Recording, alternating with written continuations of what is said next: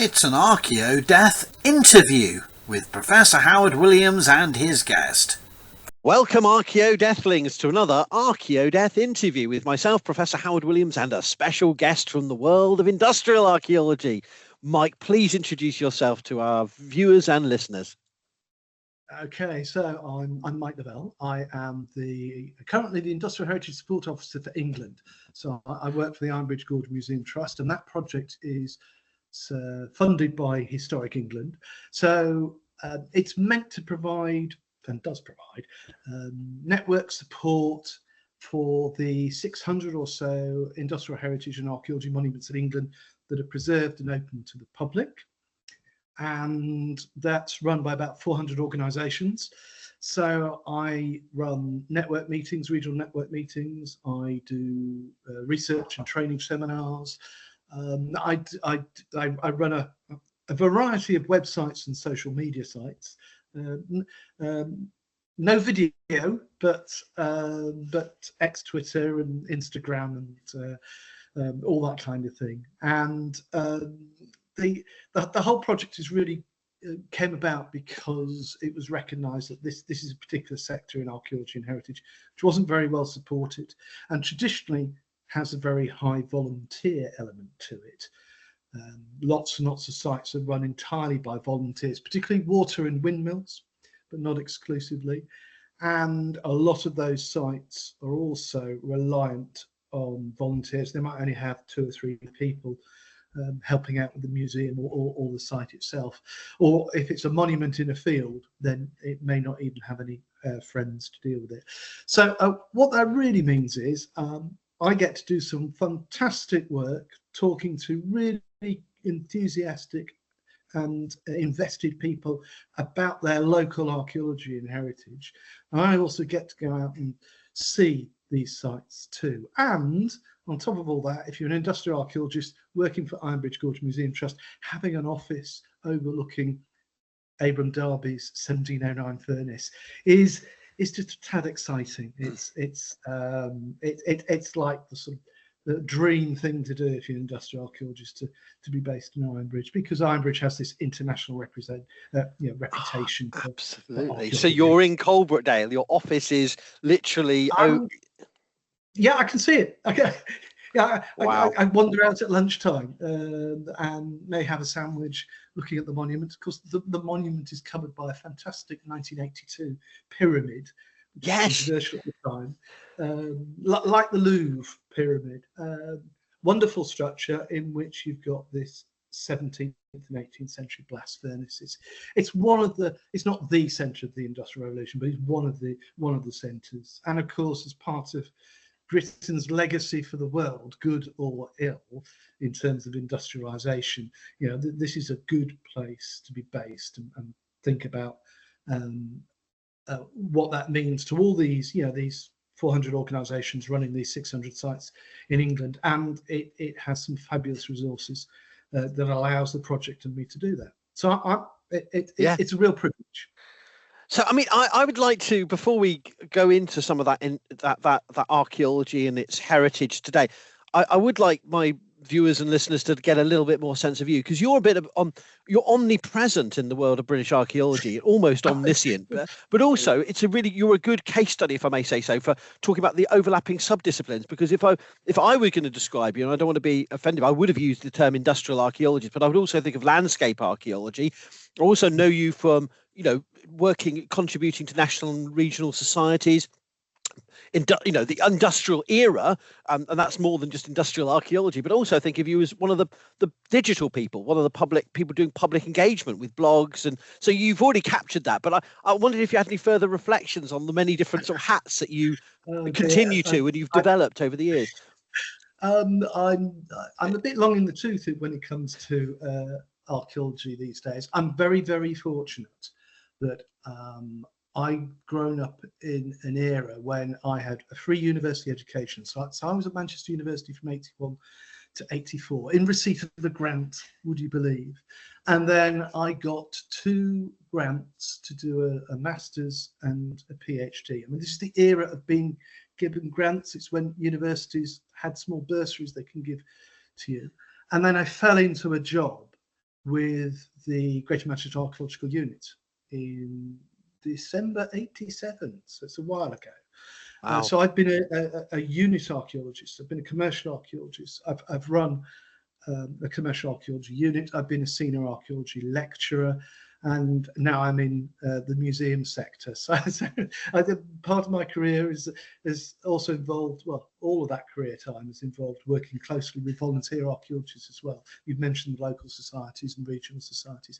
So I'm very privileged to be able to really span all the major sectors in archaeology. And I'm not sure how easy it will be to do that today. I'm not burdened by having a student loan. You know, I did spend 11 years teaching students, so I'm well aware of the stresses and strains of that. I have children myself who've gone to university and had student loans.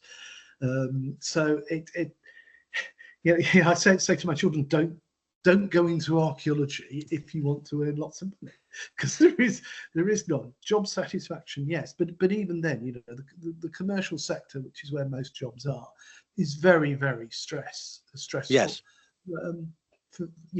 There's still a certain amount of seasonality, and to digging there's and we are talking mostly about digging, not exclusively. There's landscape and building survey work as well, but it's if you look at the sort of profiles of people's skills and ages and gender balance and so forth, it's a profession dominated by 20 to 30 something things. They're not necessarily getting paid perhaps the best wage, not better than in my day, but you know, it's that uncertainty of contracts, and then perhaps sometimes the unit you're working for might disappear and reform itself as something else. That's another great tradition over the last 30-40 years in archaeology. So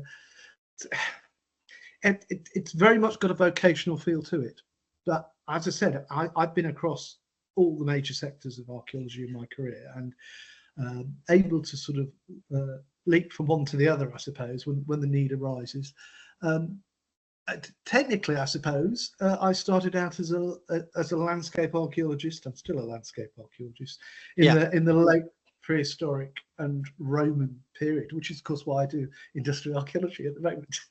It's a big jump, but that leap to buildings and industrial archaeology and landscapes was really a sort of a product of what I was doing in the 1990s. Yeah. There was an opportunity to do some landscape research funded by Tameside Council in Greater Manchester, a 3-year project which involved research across the whole of the time period of the borough. The borough was looking to generate an identity for itself. It's one of these 1974 boroughs, new borough, uniting 9 towns along the River Tame, from Stalybridge in the north to Ashton-on-Lyne and Denton. And the work I did fed into stuff that was going on in schools and in the museum. And they had a rather nice industrial museum in Ashton-on-Lyne, based in a canal warehouse. So it was sort of inevitable that I'd do industrial archaeology. The very first piece of industrial archaeology I did was a building survey of the 1830 railway warehouse at the Museum of Science and Industry in Manchester. It's now part of the Science Museum Group.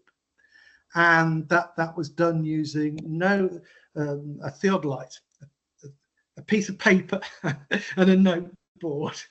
This was back in 1990, and that sort of caught my interest. And the industrial side of what I do has sort of grown since then. There's a couple of points, I suppose, in my career where I had to think, well, do I go this way? Do I go that way? And I chose the sort of industrial route, partly because I wanted to stay based in Manchester, which is where I was brought up and lived. That's where my family are based, and partly because at the time in the 1990s and early 2000s, Manchester's industrial archaeology was still very, very poorly recorded and understood. I mean, the big headlines are there, of course. You think about Arkwright in his first textile mill. You think about the consequence of industrialisation through the Peterloo massacre in 1819.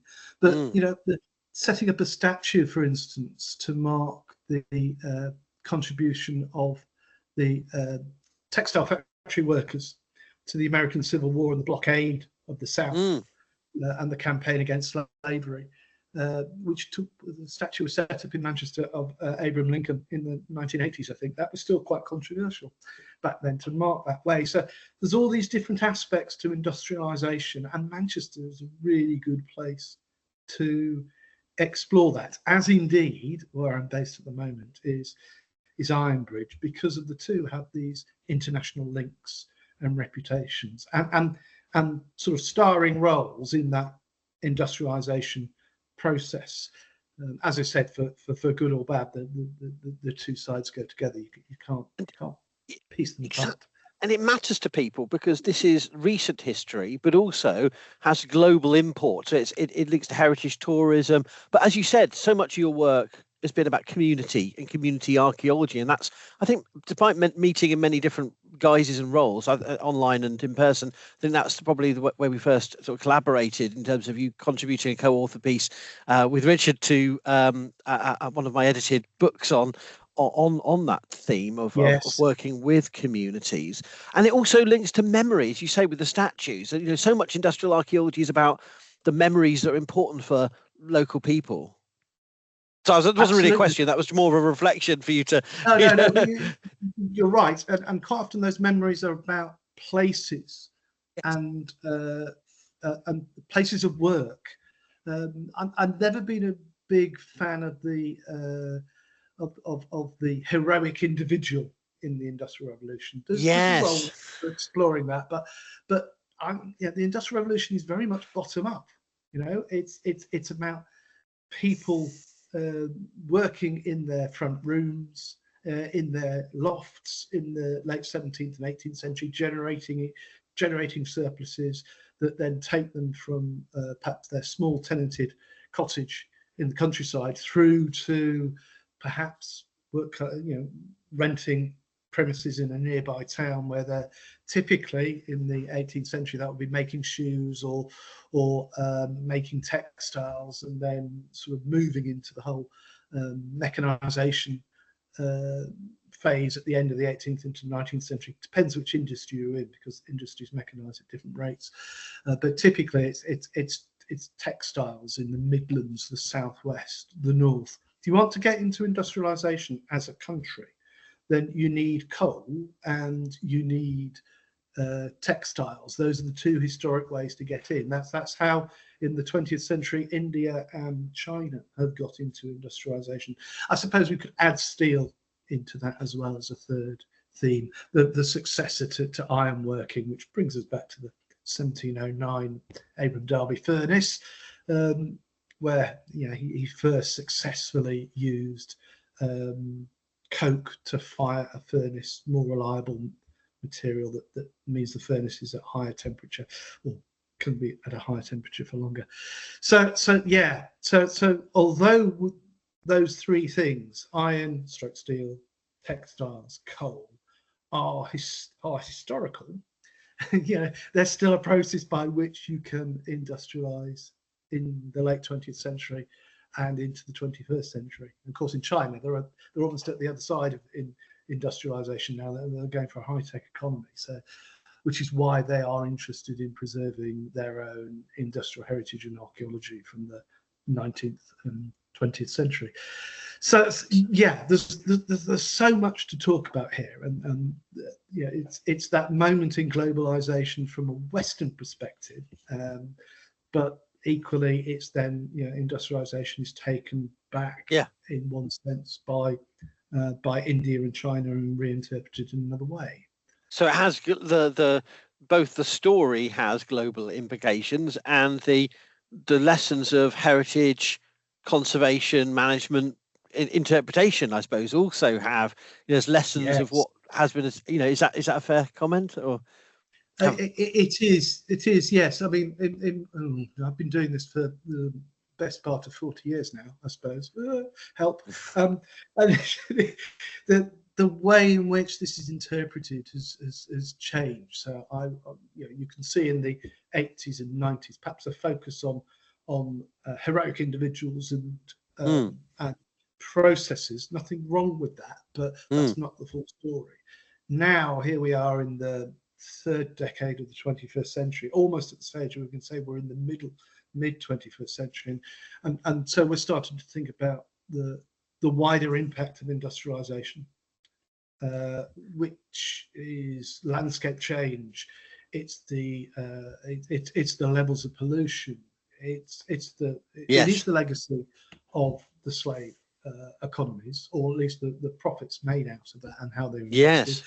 And it's also climate change as well. So it's all of those modern themes are there in the story of industrialization. So why wouldn't you talk about that? And one of the things I see, well, I hear about when I talk to the industrial sites I deal with, whether they're pumping stations or textile mills or water mills, is that there's a lot of engagement from families, but you do get questions from school children about, why are you using coal to power that steam engine? So partly because school-aged children haven't really seen a lump of coal. Yes. Partly because they know that some of them know that coal can be very polluting because of its mass use. So these are really interesting and challenging questions, and I think that makes us think further about how and why we need to preserve and understand that industrial legacy. Britain is the world's first industrial society, so we've been at this longest.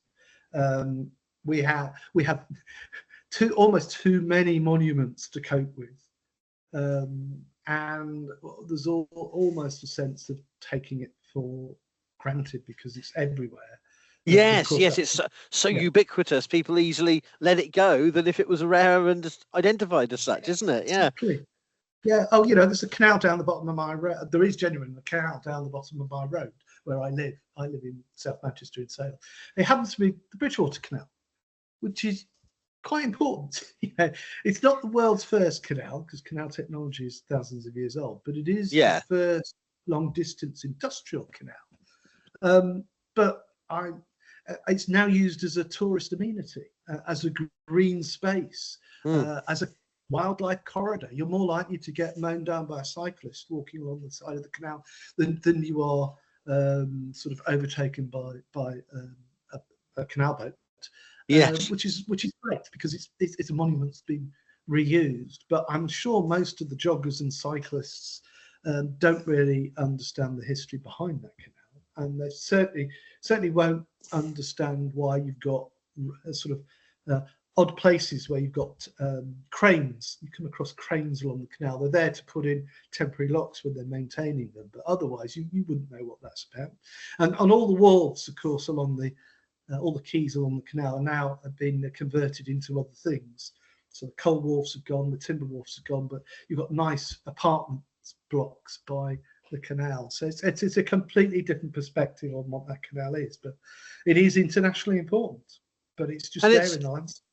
As with all archaeology, it's not that archaeologists want to pickle everything. They understand that the world moves on, but we sometimes have to stand up to callous, casual damage, different kinds of contexts in which these monuments with value, heritage assets, or whatever the phrasing you want to use, have meaning for people, have significance, and need to be protected. Is that a fair sort of balanced? Yeah, absolutely. I always think that the best thing you can do with a standing structure, a building, particularly industrial building, is give it another use. Give it a use so that people engage with it and cherish it. If you just leave it to moulder on its own, then it is going to be inevitably vandalized. It's going to be eroded by the weather and time. But give a structure, particularly an industrial structure, a use, then you give it some life and meaning. And I think certainly for the industrial period, when we talk about the wider landscapes, the linear monuments, the railways, the canals, and then the big set piece structures of the big industries like coal mining and textiles and engineering and metalwork. You can give some of those sites a use, or pottery as well. So you know, in the centre of Salford, just around the corner from Salford University, where I worked for many years, there's a wonderful building called New Islington Mill. It's a Grade 1 textile mill. It's actually a rebuild of the 1820s. The previous one fell down because it wasn't built properly. But it's now an art. It's leased by an arts collective who lease out the space. There's a sort of cafe in there. There are artist studios. It's really fantastic. It's a fantastic space that has varied use, and it's found a new community. And they use the industrial nature of the site as a backdrop for artists, painters, all sorts of pursuits like that. That's a really good example of how to reuse that kind of industrial structure. And in terms of the the significance for there's obviously our more objective legislative policy, national. And there's various different documents that have been produced trying to promote local engagement, and over the decades, I lose track. I'm sure you've got a full, proper grasp of all that literature. It's the type of thing that I have to swat up when I do a lecture, and then I immediately forget it all again. But my point is, there's a lot of also very localized connections to spaces that an industrial heritage that's not, but you wouldn't immediately assume is meaningful to people, isn't there? And you capture that a lot. I mean, I've got a copy of the Archaeology of Manchester in 20 digs, one of your many prolific publisher.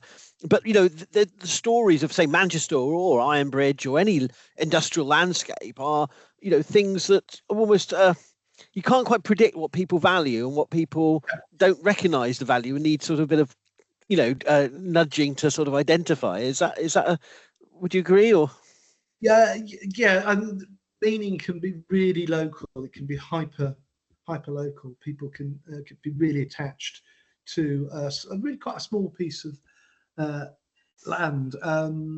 There's a place in Salford called Worsley. It's the poshest bit of Salford. I think everybody would acknowledge that.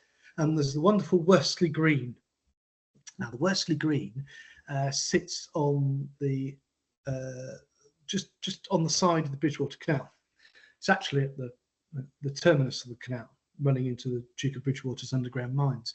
Today, it's a really valued green space by the local community, and there's I think it's back again. Certainly before COVID, there was an annual fair there, and it was a green space that the local community really tried to make use of. But this is a converted workshop space.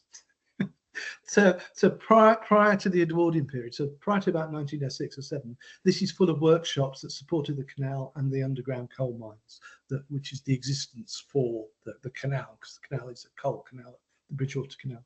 So this is an example of a space that's been reinvented and reused, and the local community don't necessarily remember or know that actually this green park is really an industrial site. So they're cherishing that park, and there are industrial remains in there, and they're cherishing the canal which runs along the side of it, but not necessarily for industrial archaeology or heritage reasons. There's nothing wrong with that at all. I think that's a great way of the local community taking ownership of a site. But I did a community project there in 2019. In the summer of 2019, and we had to convince some of the local people that we were going to leave the park in a fit state for them to use for their festival, that we weren't going to damage it. Yeah, so there's this anxiety that archaeology involves massive JCBs and the ruination of the landscape, which is sometimes it gets blown out of proportions. Of course, we're involved in working ahead of development, often, but we're not the ones doing that work. But no. We're not here to sort of make the land unlivable again. On the opposite is really absolutely not. And in fact, I've been back to Worsley Green on many occasions. You can't see where we put our hand-dug trenches in, but you can see crop marks, negative crop marks, for the line of the mid-19th century railway that runs into the middle of that green that serviced the workshops. There was even an early 19th century gasworks on the site. which we were very Oh. careful not to disturb the remains of because of potential ground contamination. I don't know if there is. So anybody listening to this, watching this podcast who lives in Worsley, I don't know if that ground is contaminated, but yeah, any gasworks is not a very pleasant place to be digging. So I wanted to ask you, of all of the different aspects of the industrial landscapes of recent centuries that we're still working to investigate, and conserve, interpret for people, I'm really interested in learning more about how the dead fit into this. How do the spaces of the dead? So I mean, I think many of our listeners, readers will know that our landscape is peppered with cemeteries, chapels, churchyards, and the churches within them. That we have a really complicated burial landscape and commemorative landscape when you take into account memorials, war memorials, statuary. Our landscape is full of either the bodies of the dead or monuments to traces of past lives. But I'm really interested in how industrial archaeologists deal with that aspect of the archaeological record. There's a couple of aspects to that. I mean, we're dealing with a period when the population booms. Yeah. So we do have more human remains, but we also have the emergence of an industrialized way of dealing with the dead. So the rise of cremation sites, crematoria, is in part a way of dealing with the rising population and the increasing bodies you get as a result of that, as are the big cemeteries you find, the big set piece cemeteries you find in Glasgow and Birmingham and London, of course, these mortuary landscapes. But on a more localized scale, quite often in an urban environment, particularly through developer funded archaeology, you will come across burial sites. And commercial developer funded archaeology and the local archaeology planning archaeologists are now very well equipped in order to make sure those human remains are dealt with properly, sensitively, but also that the data is captured. Now, of course, this is got quite a high profile at the moment because of the building of HS2 from Birmingham to London, either end of which is marked by a huge 18th and 19th century cemetery. The data from that's going to be we've got tens of thousands of bodies from there. The data from that is really going to show us how these communities were impacted by industrialization in those two great industrial cities in the 18th and 19th century in terms of disease, in particular, sort of health, lifestyle. So that's going to take probably several decades for us as historical archaeologists, post-medieval and industrial archaeologists to absorb. But there are some smaller sites that have been excavated, and the data is now coming out there. And just thinking in terms of Northwest terms, there's half a dozen or so sites around Greater Manchester, which have been excavated ahead of redevelopment from these grave sites in the 18th, 19th century. Quite often they're associated with nonconformist chapels. Cross Street Chapel in the centre of Manchester, market near the Royal Exchange, is a good example. That was a slither of that was excavated when the tram foundations were dug, probably over a decade ago now, and around about 300 bodies were moved, exhumed, studied, and then buried somewhere else. And the data on that is very interesting because Cross Street Chapel, nonconformist chapel, it's a cross section through Manchester society. So you've got handloom weavers and spinners worshipping at that chapel at the bottom end, but you've also got textile mill owners and lawyers at the top end. So it's like a cross section. Yeah, so real. Yeah. So there are a number of other examples like that, but these are smaller scale samples. So it takes time for this kind of what is in effect new data to filter through into the archaeological world and for it to be absorbed. But I think that will change the way in which we can talk about the industrialization experience. So industrial archaeology, as you're well aware, Howard, involves not just looking at the landscape and the buildings, but also we've got to look at the documents as well. We've got to put the two together. Of course, yeah. But now we can talk about the physical people in a way we would do for the Roman period. or Yes, the yeah. prehistoric period. You know, it puts us back into that classical discussion from an archaeological point of view of human remains. Yes. And then there are some oddities of the period as well. So Ironbridge Gorge Museum Trust holds a fantastic series of archives, and amongst those archives, there's one particular survey I'm thinking of, which is a survey of cast iron grave markers. I was looking through that in the Museum of Iron. They've got a digital one, haven't they? I was amazed by that. Sorry, I interrupted. Go on. No. There are hundreds of these cast iron grave markers that are made in the 18th and 19th century in the foundry of the Coalbrookdale Iron Company, and there was a excellent community project done in the late 80s, early 90s to record all the known examples, which is where Ironbridge comes in, because it was a project run out of Ironbridge. So that's currently being re-looked at and potentially digitized. But there are hundreds of these items, and it's just, it reminds you that iron, mass-produced iron, access to it on a cheap level, it's essentially a new material. It's like the plastic of the 18th century. It gets everywhere. It's used for everything, including these grave markers. Sometimes, not only is this the only record of the person on the grave, but it might be the only record of the particular recipe that's being used for the cast iron to make that grave marker. Because all of these foundry companies tinkered and messed about with their furnaces and with their recipes in terms of how they were functioned, trying to save money, make a more durable material, and usually that paperwork doesn't survive, even for the Coalbrookdale Company, which is very well recorded. So you've got this fantastic this fantastic discrete community project from the late 80s, early 90s, of several hundred of these examples of cast iron grave markers, which are found all over Britain and beyond. That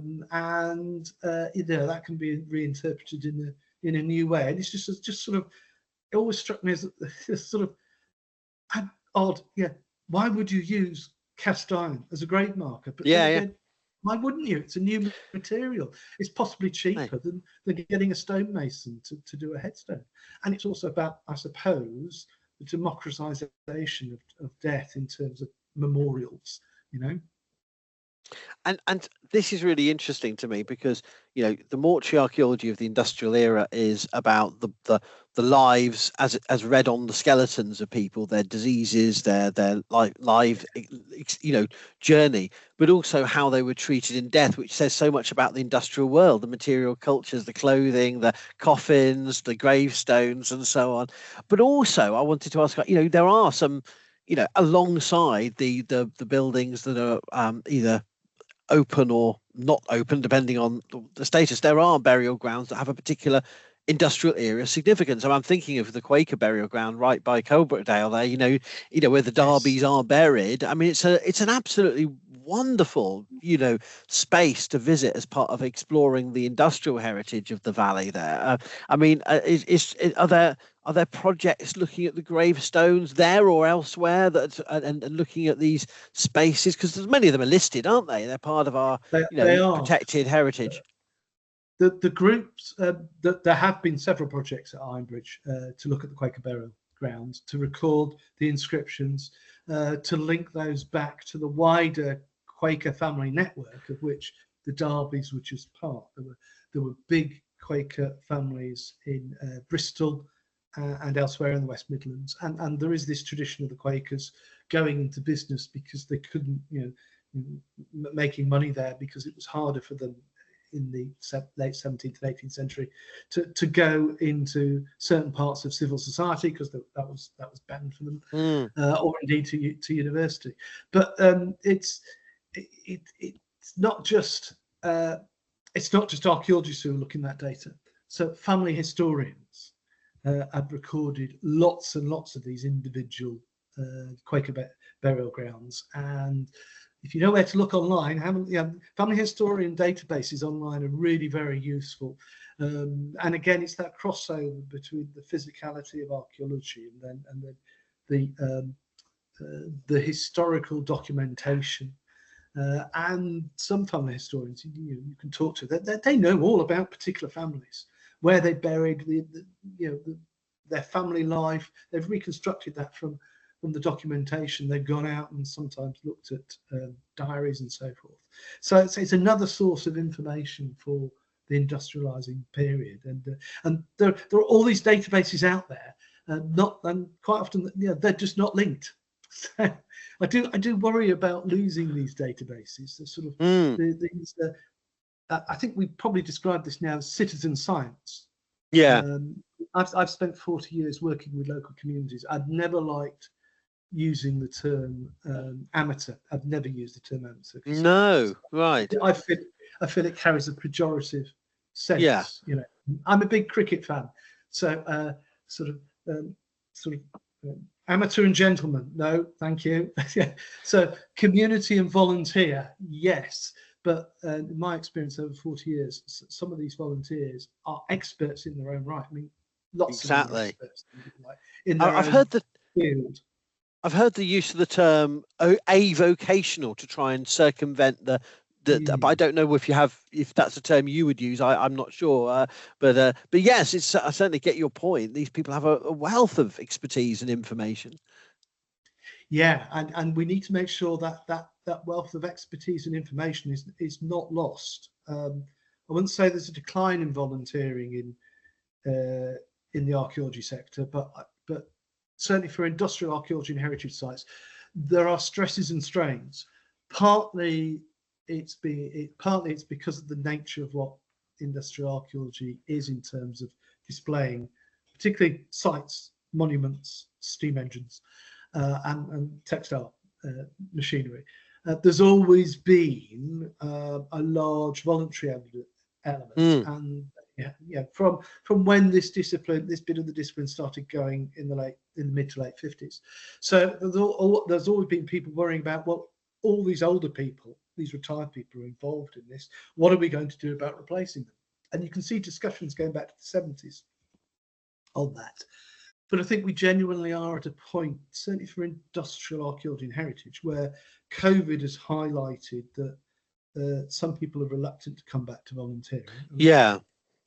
In the main, volunteering has continued, but I know of industrial museums where they've had to completely rebuild their volunteer base after COVID. And then the other side to this is demands on people's personal time, and people are giving their own time for nothing here because they exactly.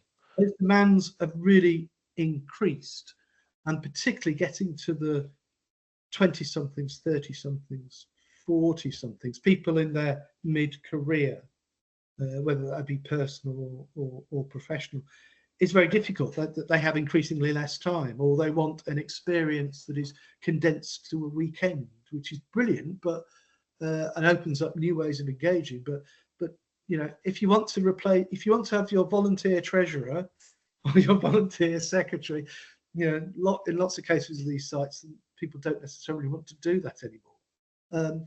So I think the nature of volunteering has started to change, and trying to cope with that, at least in the industrial archaeology and heritage sector I deal with, is one of the challenges that those groups are facing at the moment. And that it hasn't at the moment, but groups running these sites come and go, and the big fear is that we're going to lose access to a whole load of sites. They'll be closed because the volunteers and the smaller core team of professionals running them no longer financially viable, or there aren't enough volunteers. And then what do you do with buildings that are then closed, or landscapes that are not managed? That's a long-term, that's a medium to long-term worry. I mean, you've mentioned vandalism, and the best way to preserve buildings is to repurpose them rather than leave them as derelict in some way. But I wondered how much heritage crime or casual damage to monuments is something that people think of. They may appreciate the looting of or the non-reporting of when discovered of a Bronze Age hand axe or a palstave or something, or I'm thinking or a Roman coin hoard or something. But do they really appreciate the level of I see every day. I saw Newton's, one of the heritage preservation railways has had lots of looting, but do people really take that seriously enough, do you think, or really pay attention to that for the industrial era? It's a growing problem. I have a big data. Sadly, I have a big database I add to regularly on heritage crime on industrial sites in England, which is really, really depressing. So yeah, particularly this spring, you're quite right, Howard, there's been a spate of vandalism and heritage crime on heritage railways. Linear industrial monuments are particularly vulnerable to this. Typically heritage railways, but canals as well. Yes. How do you police a monument that might be 5, 10, 15 kilometers long? It's very tricky. I suppose what I would say is there's two from my point of view, there's two levels of heritage crime. There's the casual vandalism that's always been there, the spray painting, the breaking into a site to explore it. That kind of low level heritage crime is annoying, it's expensive, it's disheartening for the volunteers. To a degree, it can be coped with, but there is a growing element of heritage crime where people seem to be. Well, there are several occasions I can think of, Midland Railway and recently at the Avon-Croft Open Air Museum a couple of years ago, where people went onto the site and they just smashed up the buildings. This isn't a case of spray painting to put your tag up there or breaking into a building or a railway carriage to explore it. People are going out and systematically trashing buildings. And so you wonder why, what's the impulse behind that? And then there's a third layer, I suppose, on top of this, which is very much tied to the value of precious metals. So whenever precious metals peak, but I don't really mean gold and silver. I mean copper and lead. You get people going onto sites to nick those, to steal those materials and then sell them on. Now there are schemes in place. Historic England have been running for several years now. Heritage Watch scheme, which is all about raising awareness on particular sites. It's something I try and raise with the sites, industrial heritage sites I deal with. It's not just confined to industrial heritage sites, is it, or archaeology sites? It's the whole of our sector. But it's just an added burden, I think, for the people running these sites to deal with. But it is very, very disheartening. In fact, I think it's the Midland Railway had 2 separate instances of substantial vandalism inside 6 weeks. And that's not going to encourage people to engage. No, it's a persistent problem. It goes in peaks and troughs. I think it's more peak than trough at the moment. It's really sad, isn't it? And one of the things that people often think is, I'm just taking a small thing. It's not going to make any difference. There's no harm. But I understand that more, even though I don't agree with it. At least I sympathise with people who are that ignorant. But then equally, there's the deliberate, systematic, almost like stolen for order or stolen for the metal weight. The metal. That it's really quite despicable. When these sites are the focus of communities, people care about them, and the upset and as well as the the cost of replacement. It's quite significant. Absolutely. Yeah, I don't know if this is me being insensitive, but I sometimes regard heritage crime, particularly where you steal objects, no matter what period. But it's almost like a creeping Alzheimer's for the profession. You're taking away this knowledge, and it's not coming back. You just can't replace it. And do it often enough, it leads to long-term damage, and we just lose whole sectors of information and knowledge. And we are at the stage with industrial heritage where, yes, I said earlier on, industrial archaeology and heritage is everywhere in the UK. And we do take it for granted, but there are certain industries where we're starting to reach the point where we might be looking at the last year examples in a particular region, so they become even more precious. That's of course what scheduling and listing is there for, but that doesn't necessarily stop that erosion. So the heritage crime element to it is just a big stress when it comes to thinking about securing the future of these sites. So, Mike, if I can not wrap up with a comment, but to push you to, given the range of your experience and the different sectors and jobs you've had, what final thoughts, reflections you have for the future of industrial archaeology, and what's going to change, or for the better, or maybe not so good? I would say I'll just pick two things out. One is related to climate change and the way we relate to our industrial heritage sites will inevitably change because of climate change. And just think of the mechanics. We have wetter winters, hotter, drier summers, more intense rainfall. Lots of industrial heritage sites, particularly landscapes, are in the uplands. They are exposed to heavy downpours. Yeah. Level of erosion is going to increase. We've got flooding. Building maintenance goes up.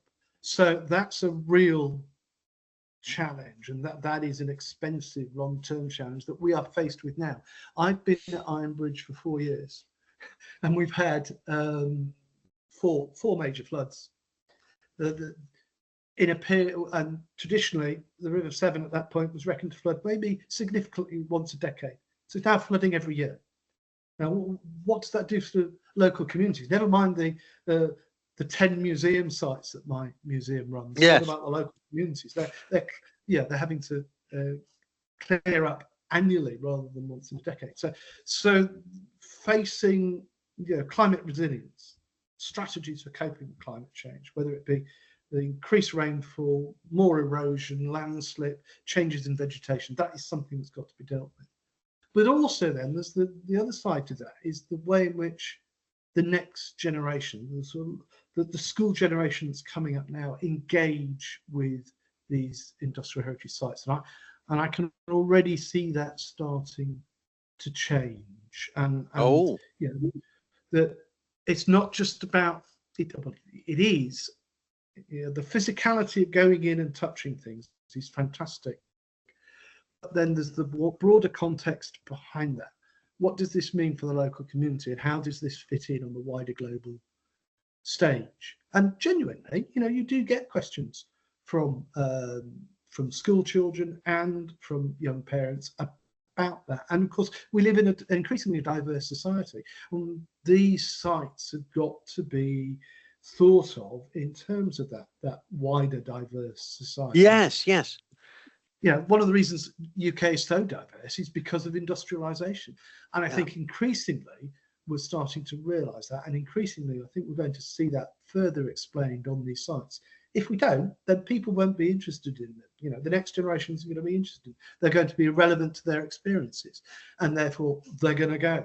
So it's in the interest of industrial archaeologists and people working in the industrial heritage sector to engage with those communities. And when you do, there's you can get some really positive buy-in from your local community, whether that's in Stoke-in-Trent or it's in the centre of London, or indeed in Telford, which is just round the corner from Ironbridge. People want to see meaning in their lives, and looking at the industrialisation process, seeing themselves in that, it is one way you can do that. Absolutely.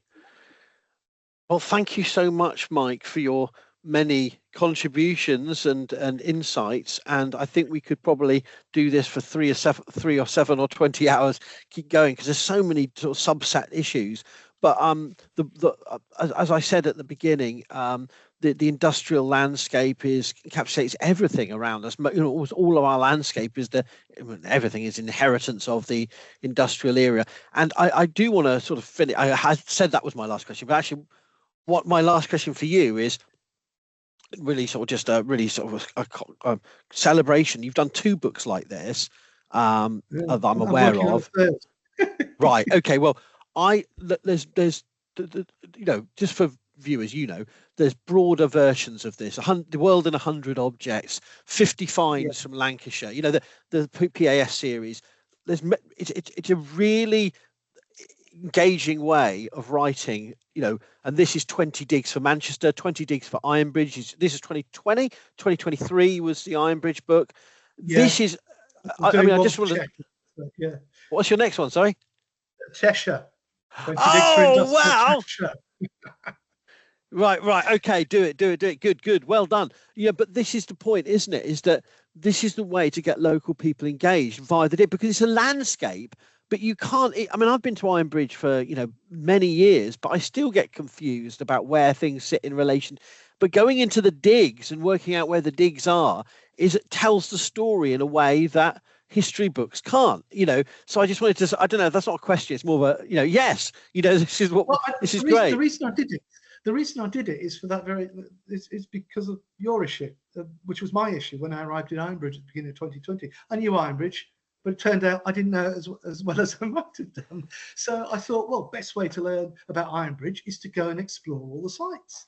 And I explored the sites. Lunchtime's a great way to go out and do that. And then the opportunity came along to sort of do that book. And I thought, well, looking at it through the digs and how people's understanding of that landscape has changed through the excavations. That's quite an engaging way of doing that, and a popular way for people to dip in and dip out in what can be a very complex and intimidating subject. Well, I think this is a real winner, and I'm really pleased to hear you're continuing on this spate of 20 digs, formula, because I think it really helps in a way that, and some of the projects in this Manchester one are really recent and relate to themes that you might not immediately expect from the archaeology of Manchester, and you do, you get to in those. You can't cover everything, but you're able to take in the story of archaeology in Manchester and the story of Manchester itself. And I thought that was that's that dual role that played very well. So I haven't got your Ironbridge one yet, but I'm looking forward to getting that. And I'm glad that Cheshire's on the way. Absolutely, yes. I shall now go away and hurry up with that one. Yeah, come on. It's literally. No, but it's great. Thank you so much for sharing this, and we'll put a link in the description to, you've got a blog, you've got your social media, and we'll put links to some of the books so that everyone can go and buy and read all your work, Mike. But thank you so much for this chat, and I think this is a new Archaeodeath dimension of industrial archaeology that we haven't touched on before, so it's brilliant. Thank you. Thanks very much, Howard. For relaxing times, make it Archaeodeath time.